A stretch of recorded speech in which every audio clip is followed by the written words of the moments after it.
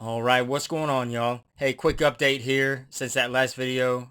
Just let you know how things have been going since I've been practicing this pelvic floor therapy. Something that I believe is going to be really helpful for many men in situations like mine that struggle with AGP.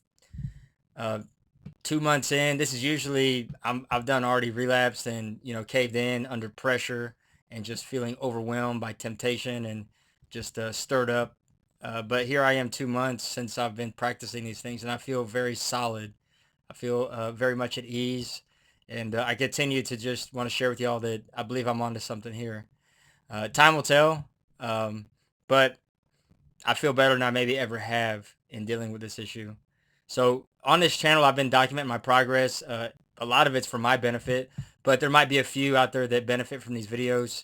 I see I don't get a lot of views, so I'll keep it short. If you'd like to talk more, just give me a holler through email, or I mean, I wish there was some sort of way to message on YouTube, but so I encourage you to well, this pelvic floor therapy has been transformational as I've practiced on just focusing on redeveloping muscular tone and how my nervous system works and where I derive pleasure from, and just the temptations still come to revert back to those familiar ways of deriving pleasure and those default resting postures I used to live in for years and years.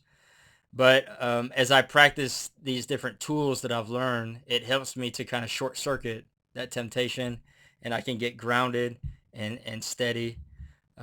Some of it, a big tool in my tool belt has been using heat.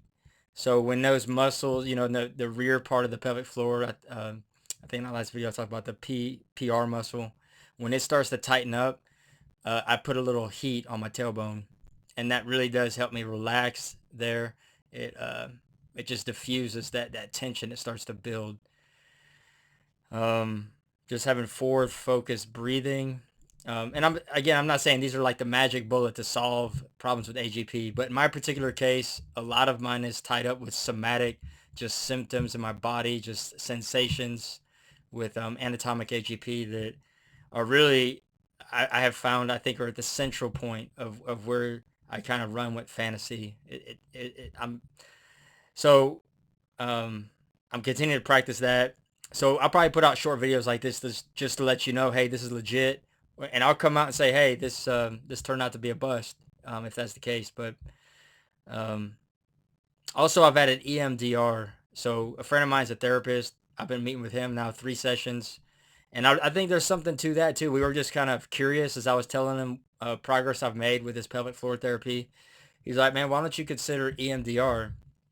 I guess it's expanding in its usefulness in a way to treat not just PTSD, but other issues, somatic issues, pain, chronic pain.